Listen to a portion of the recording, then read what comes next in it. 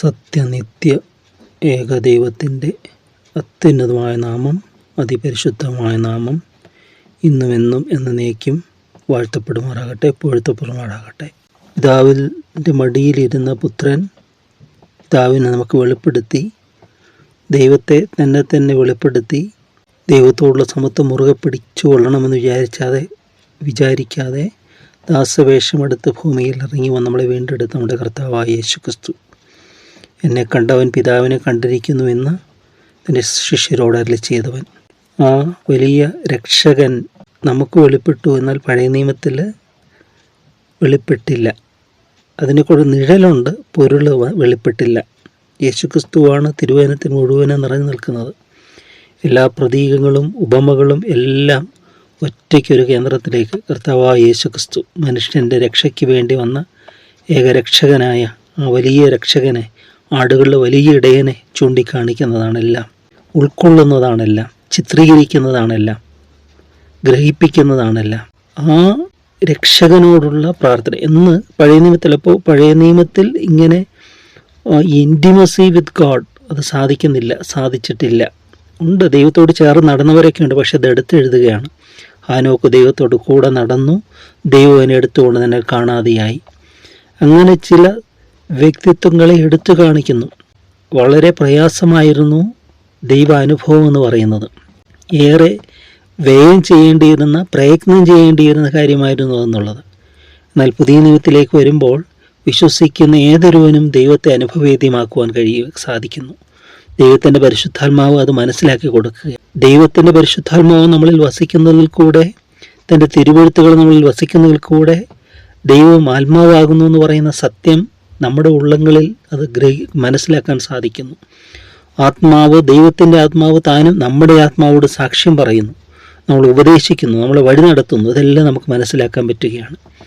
പ്രിയരെ, പറഞ്ഞത് നമ്മൾ ചിന്തിക്കുന്ന സങ്കീർത്തനം 139 സങ്കീർത്തനത്തിൽ ദൈവത്തെ എല്ലാമായി കാണുകയാണ്. ദൈവം എല്ലാം അറിയുന്ന ദൈവം. ആ ദൈവത്തോടു കൂടെയുള്ള ജീവിതത്തിൽ നിന്നും നമ്മളെ അകറ്റുന്നതായ തിന്മകളെ എന്തൊക്കെയാണ് കർത്താവെ അതിനെ പരിശോധിച്ച് എന്നെ അതിന് രക്ഷിക്കണമേ എന്നാണ് 139 അവസാനം ദാവീദ് പ്രാർത്ഥിക്കുന്നത്. ഇന്ന് നമ്മൾ 140 സങ്കീർത്തനത്തിലേക്ക് വന്നിരിക്കുകയാണ്. ഇത് മലയാളം ഭാഷാന്തരത്തിൽ, മലയാളം ബൈബിളിൽ നമ്മൾ കാണുന്നു സംഗീത പ്രമാണിക്ക് ദാവീദിൻ്റെ ഒരു സങ്കീർത്തനമെന്നാണ്. എന്നാൽ നമ്മൾ ഇംഗ്ലീഷ് ബൈബിളിലൊക്കെ നോക്കുകയാണെങ്കിൽ കുറച്ചും കൂടെ ഒരു സബ് ഹെഡിങ് അതിനകത്ത് കൊടുത്തിരിക്കുന്നത് കാണാം. Prayer for deliverance from enemies to the leader a psalm of David. Prayer for deliverance from enemies, ശത്രുവിൽ നിന്നും രക്ഷിക്കണമേ എന്നുള്ള പ്രാർത്ഥന, ശത്രുവിൽ നിന്ന് രക്ഷ നേടുന്നതിനുള്ള ഒരു പ്രാർത്ഥനയാണ് നമുക്ക് കാണാൻ സാധിക്കും. ദാവീദ് പ്രാർത്ഥിക്കുകയാണ്, ദൈവമേ, അങ്ങനെ ശോധന ചെയ്ത് നല്ല ജീവിതത്തിന് വേണ്ടി ഒരുങ്ങുമ്പോൾ ഏതൊരുവനും ലോകം, ജഡം, പിശാച് എന്ന ത്രിവിധ ശത്രുക്കൾ എപ്പോഴും ഉണ്ടെന്ന് പറയും. ലോകം, ജഡം, പിശാച്. എന്നാൽ ഈ മൂന്നിനെയും ജയിച്ചത് ഒരുവനേ ഉള്ളൂ, കർത്താവായ യേശുക്രിസ്തുവാണ്. അവനിലുള്ള വിശ്വാസത്താലാണ് നമ്മൾ ലോകത്തെ ജയിക്കാൻ പറ്റുന്നത്, ശത്രുവിനെ ജയിക്കാൻ പറ്റുന്നത്, ലോകം, ജഡത്തെ ജയിക്കാൻ പറ്റുന്നത്. ദൈവത്തിൻ്റെ പരിശുദ്ധാത്മാവിൻ്റെ ആവാസത്തിലാണ്, പരിശുദ്ധാത്മാവിനെ നമ്മൾ അനുസരിക്കുമ്പോഴാണ് ജഡത്തിൻ്റെ പ്രവൃത്തികളെ നമ്മൾ അകറ്റി ആത്മഫലമുള്ളവരായി മാറുന്നത്. അതുകൊണ്ടെല്ലാം സാധ്യമാണ്. പക്ഷെ അതിന് നമ്മളെ തന്നെ നമ്മൾ സമർപ്പിക്കണം. നമുക്ക് സാധിക്കില്ല, ആ സത്യം തിരിച്ചറിഞ്ഞിട്ട് എനിക്ക് കഴിയില്ല, ബട്ട് ഗോഡ് ക്യാൻ. പക്ഷെ ദൈവത്തിന് കഴിയും, യേശുവിന് കഴിയും, എൻ്റെ കർത്താവിന് കഴിയും, എന്നെ വിടുവിക്കുവാൻ, എന്നെ വീണ്ടെടുക്കുവാൻ എൻ്റെ ദൈവത്തിന് കഴിയും. അസാധ്യങ്ങളെ സാധ്യമാക്കാൻ ദൈവത്തിന് കഴിയും എന്നുള്ള വിശ്വാസത്തിലേക്ക് നമ്മൾ കടന്നു വന്ന് വിശ്വാസത്തെ മുറുകെ പിടിച്ചുകൊണ്ട് ദൈവത്തെ അനുഗമിക്കുമ്പോൾ, ദൈവത്തിൻ്റെ അടുക്കൽ നമ്മൾ എടുത്തു വരുമ്പോൾ ദൈവ സാമീപ്യവും സാന്നിധ്യവും എല്ലാം നമുക്ക് തിരിച്ചറിയാൻ സാധിക്കുന്നു. ഇവിടെ ദാവീദ് പ്രാർത്ഥിക്കുകയാണ്, യഹോവേ, ദുഷ്ടമനുഷ്യൻ്റെ കയ്യിൽ നിന്ന് തന്നെ വിടുവിച്ച് സാഹസക്കാരൻ്റെ പക്കൽ നിന്നെ പാലിക്കണമേ. ദുഷ്ടമനുഷ്യൻ അവൻ ഹൃദയത്തിൽ തുടർന്ന് നമ്മൾ വായിക്കാണ്, അവർ ഹൃദയത്തിൽ അനർത്ഥങ്ങൾ നിരൂപിക്കുന്നു, അവർ ഇടപെടാതെ യുദ്ധത്തിന് കൂട്ടം കൂട്ടുന്നു, അവർ സർപ്പം പോലെ തങ്ങളുടെ നാവുകളെ കൂർപ്പിക്കുന്നു, അവരുടെ അധരങ്ങൾക്ക് കീഴിൽ അണലി വിഷമുണ്ട്. ഇത് ഈ ദുഷ്ടമനുഷ്യൻ്റെ അല്ലെങ്കിൽ സാഹസക്കാരൻ്റെ രണ്ടും ഒരുതാണ്. ദുഷ്ടമനുഷ്യൻ തൻ്റെ ദുഷ്ടഹൃദയത്തിൽ ഈ അനർത്ഥങ്ങൾ അല്ലെങ്കിൽ കെണികളെല്ലാം നിരൂപിച്ചിട്ട് അത് പ്രവൃത്തിപഥത്തിലേക്ക് എത്തിക്കുന്നതാണ് സാഹസക്കാരനായി മാറുന്നത്. ഒരു ട്രാൻസ്ഫോർമേഷനാണത്. ദുഷ്ടമനുഷ്യൻ തൻ്റെ ദുഷ്ട ചെയ്തികളും തിന്മകളും തൻ്റെ ആലോചനകളുമെല്ലാം നിവർത്തിക്കുവാൻ വേണ്ടി ചെയ്യുന്ന ആ ഒരു അനുഭവത്തിലേക്ക് പ്രവേശിക്കുമ്പോൾ അവൻ സാഹസക്കാരനായി മാറുന്നതാണ്. നമ്മൾ കാണുകയാണ്, deliver me O Lord from evil doers. ഈ ദുഷ്പ്രവൃത്തിക്കാരിൽ നിന്ന് രക്ഷിക്കണമേ. Protect me from those who are violent. സാഹസക്കാരെന്ന് പറയുന്നത് അവർ ഊർദ്ധ സാഹസം, എന്തിനും തിരിഞ്ഞിറങ്ങുന്നവരാണ് അവർ. അവർക്കൊരു പ്രശ്നവും വേണ്ട പ്രശ്നം ഉണ്ടാക്കാൻ. പ്രശ്നങ്ങളില്ല എന്നുള്ളത് തന്നെ അവർക്കൊരു പ്രശ്നമാണ്. അതാണ് അവരുടെ പ്രശ്നം. പ്രശ്നങ്ങളില്ല, അവർക്ക് പ്രശ്നമൊന്നും വേണ്ട, പക്ഷെ അവർക്ക് പ്രശ്നം എന്താണ്? പ്രശ്നങ്ങളില്ല എന്ന്. ഒരു ഇതിലൊക്കെ ചിലതിൽ കാണുന്നു, we are the problem creators എന്ന് പറയും. ഞങ്ങളാണ് പ്രശ്നങ്ങൾ ഉണ്ടാക്കുന്നത്. പ്രശ്നങ്ങൾ ഉണ്ടാക്കിയില്ലെങ്കിൽ അവർക്ക് ഉറക്കം വരികയില്ല എന്ന് പറയും. തിരുവഴുത്ത് പറയാം, വല്ലവനെയും വീഴ്ചിട്ടല്ലാതെ അവന് ഉറക്കം വരികയില്ല. അത് സത്യമായിട്ടുള്ള ജീവിതങ്ങളുണ്ടെന്ന് നമ്മുടെ ദൃഷ്ടിയിൽ, നമ്മുടെ ചുറ്റുപാടൊക്കെ നമ്മൾ കണ്ടിട്ടായിരിക്കാം.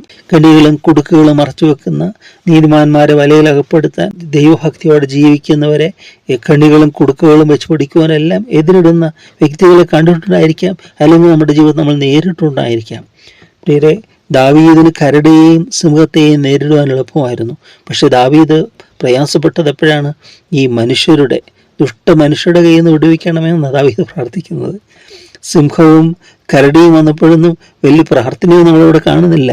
അതിന് നേരെ പാഞ്ഞു വന്നതിനെ ദൈവത്തിൻ്റെ കൃപയിൽ തന്നെയാണ്. പക്ഷേ അതിനേക്കാൾ ഉപരിയാണ് പ്രാർത്ഥനകളെല്ലാം നിറഞ്ഞു നിൽക്കുന്നത്. എന്താണ്? ഈ ശത്രുവശത്ത് രക്ഷിക്കണമെന്നാണ്. മനുഷ്യരുടെ ശത്രുത്വത്തിൽ നിന്നും അവരുടെ സാഹസത്തിൽ നിന്നൊക്കെ എന്നെ രക്ഷിക്കണമെന്നാണ് ദാവീദിൻ്റെ പ്രാർത്ഥന മുഴുവൻ നിറഞ്ഞു നിൽക്കുന്നത്. അതിലൂടെ നമ്മൾ കാണുകയാണ്, അവർ സർപ്പം പോലെ അവർ ഇങ്ങനെ സർപ്പം പോലെ. ഇന്ന് ഈ പാമ്പുകളെ ഏറ്റവും ഇൻറ്റിമേസി ആയിട്ട് കാണുന്നവരാണ്. നമുക്ക് ഒരു എന്തൊട്ട് സംഭവിച്ച ആ ഒരു കാര്യത്തോടെ ബൈബിളിലൊക്കെ തിരുവനന്തപുരത്തൊക്കെ പറയുമ്പോൾ പാമ്പിനെ ഒരു സേറ്റനിക് സിംബലായിട്ടാണ് കാണുന്നത്. അപ്പം അതിനെ ഇന്ന് പുൽകുന്ന ഒരു സമൂഹമായിട്ട് മാറിക്കൊണ്ടിരിക്കുകയാണ്. എല്ലായിടത്തും അതിനെ വളർത്തുന്നതും വളർത്തിടുന്നതും ഈ നമ്മൾക്ക് കണ്ടാൽ തന്നെ ഒരു അറപ്പ് തോന്നുന്ന രീതിയിൽ തന്നെ. എന്നാൽ ഈ പാമ്പ് അതിൽ തന്നെ സൃഷ്ടി എന്ന നിലയിൽ അപകടയില്ല. പക്ഷേ ആ ദൈവത്തിൻ്റെ ശാപം ഏറ്റുവാങ്ങി. കാരണം ഈ ശത്രുവിന് അവസരമുണ്ടാക്കി കൊടുത്തു. എന്നാൽ ക്രിസ്തുവിൻ്റെ ക്രൂശ് മരണത്തോടുകൂടി ശാപമെല്ലാം നീങ്ങുകയാണ്, അല്ലേ? ഒരർത്ഥത്തിൽ ശാപം നീങ്ങുകയാണ്. മോശ മരുഭൂമിയിൽ പിച്ചള സർപ്പത്തെ ഉയർത്തിയതുപോലെ മനുഷ്യപുത്രൻ ഉയർത്തേണ്ടതാകുന്നു എന്ന് പറഞ്ഞു. അപ്പോൾ ഉയർത്തപ്പെട്ട പിച്ചള പോലെ കർത്താവായ യേശു ക്രിസ്തു ഉയർത്തപ്പെട്ടു. അതോടുകൂടി തീരുകയാണ്. അഗ്നിസർപ്പത്തിൻ്റെ കടിയേറ്റവരെല്ലാം ദൈവം അങ്ങനെ രക്ഷിക്കുന്നതായിട്ട് കാണുന്നുണ്ട്. ശിക്ഷ ഉണ്ടെങ്കിലും അതിൻ്റെ നടുവിലും രക്ഷ ഒരുക്കുന്ന ഒരു ദൈവമാണ്. ദൈവം നീതിമാനെന്ന നിലയിൽ ശിക്ഷിക്കും. പക്ഷേ ശിക്ഷയുടെ നടുവിലും ദൈവം സ്നേഹവാനാണ്, കരുണാമയനാന്നുള്ള രീതിയിൽ അവിടുന്ന് രക്ഷയും ഒരുക്കി വെച്ചിരിക്കും. ആ ശിക്ഷയുടെ നടുവിലുള്ള രക്ഷ കണ്ടുകൊണ്ട് അത് സ്വീകരിക്കുന്നവർ ഭാഗ്യവാന്മാരായി മാറുകയാണ്. അതായത് ഇവിടെ സാഹസക്കാരൻ്റെ പക്കൽ നിന്നൊക്കെ തന്നെ വിടുവിക്കണമേ എന്ന് ദാവീദ് പ്രാർത്ഥിക്കുകയാണ്. പ്രാർത്ഥന അപ്പോൾ ഇവിടെ സർപ്പവിഷം അവർ സർപ്പം പോലെ തങ്ങളുടെ നാവുകളെ കോർപ്പിക്കുന്നു. അയ്യോ, അത് എങ്ങനെ? അവരുടെ അതിരങ്ങൾക്ക് കീഴിൽ അണലി വിഷമുണ്ട്, വെനം, പോയിസൺ, സർപ്പവിഷം. അത് തൊട്ടാൽ മതി, അപ്പോഴേ അത് അപകടം സംഭവിക്കുന്നതാണ്. നമ്മൾ ചിന്തിക്കുക, ഏത് അണലി കൊത്തിയാലും ആ വിഷമേൽക്കാതെ നമ്മളെ കാക്കുവാൻ ധന്യനായ പൗലോസ്ലീഹ മെലിഞ്ഞാൻ്റെ ദ്വീപിൽ അവിടെ ചെല്ലുമ്പോൾ സംഭവിക്കുന്നുണ്ട്. അവർ തീ കൂട്ടി വിറകൊക്കെ തീ കാഞ്ഞുകൊണ്ടിരിക്കുമ്പോൾ ഒരു വിറക് കഷ്ണം എടുത്തപ്പോൾ ഒരു അണലി കൈക്ക് കൊത്തുകയാണ്. അത് തൂങ്ങിക്കിടക്കുകയാണ്.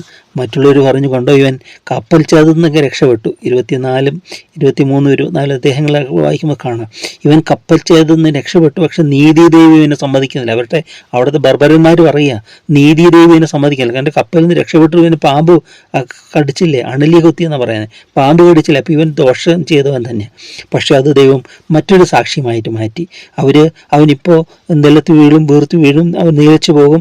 അങ്ങനെ ഈ പാമ്പ് കടിച്ചാലുള്ള അപായങ്ങൾ സംഭവിക്കുന്ന ആര് കാത്തു നിന്നു. പക്ഷെ പൗലോസിലേക്കൊന്നും സംഭവിച്ചില്ല. അങ്ങനെ ദൈവത്തിൻ്റെ കൃപ. പാമ്പുകളെയും തേളുകളെയും സർപ്പങ്ങളെയും സിംഹത്തെയെല്ലാം മെതിക്കുവാനുള്ള അധികാരം, അത് ഈവിൾ ഫോഴ്സസിനെ ജയിക്കാനുള്ള ആ കൃപയാണ്. അത് കർത്താവായ യേശു ക്രിസ്തുവിനോട് കൂടെ ദൈവം നമുക്ക് പകർന്നു തരികയാണ്. പ്രിയരോട് പറയാണ്, യഹോവേ, ദുഷ്ടൻ്റെ കയ്യിൽ നിന്ന് നിന്നെ കാക്കണമേ, സാഹസക്കാരൻ്റെ പക്കം നിന്നെ പാലിക്കണമേ. അത് വീണ്ടും എടുത്ത് പറയുക. എന്നിട്ട് പിന്നെ പറയുന്നു, അവർ എൻ്റെ കാലടികളെ മറിച്ച് കളയുവാൻ ഭാവിക്കുന്നു. ഗർഭികൾ എനിക്കായി കെണിയും കയറും മറച്ചു വച്ചിരിക്കുന്നു. വഴിയരികെ അവർ വല വിരിച്ചിരിക്കുന്നു. അവർ എനിക്കായി കുടുക്കുകൾ വച്ചിരിക്കുന്നു. നീ എൻ്റെ ദൈവമെന്ന് ഞാൻ യഹോവയോട് പറഞ്ഞു. യഹോവ എൻ്റെ യാചനകളെ കേൾക്കണമേ. എൻ്റെ രക്ഷയുടെ ബലമായ കർത്താവായ യഹോവേ, യുദ്ധ ദിവസത്ത് നീ എൻ്റെ തലയിൽ ശിരസ്ത്രമിടുന്നു. യഹോവേ, ദുഷ്ടൻ്റെ ആഗ്രഹങ്ങളെ നൽകരുതേ, നിഗളിച്ചു പോകാതിരിക്കേണ്ടതിന് അവൻ്റെ ദുരുപായം സാധിപ്പിക്കുകയും അരുതേ. ഈ പ്രാർത്ഥനയെല്ലാം എനിക്ക് എക്സ്പ്ലനേഷൻ വേണമെന്ന് നമ്മൾ ചിന്തിക്കുക. ഇതിൻ്റെയൊക്കെ ആന്തരിക അർത്ഥത്തിൽ ആത്മീയ അർത്ഥത്തിലും എടുത്താലും എല്ലാം ഇത് യഥാർത്ഥമായ ആത്മാർത്ഥമായ പ്രാർത്ഥനകളാണ്.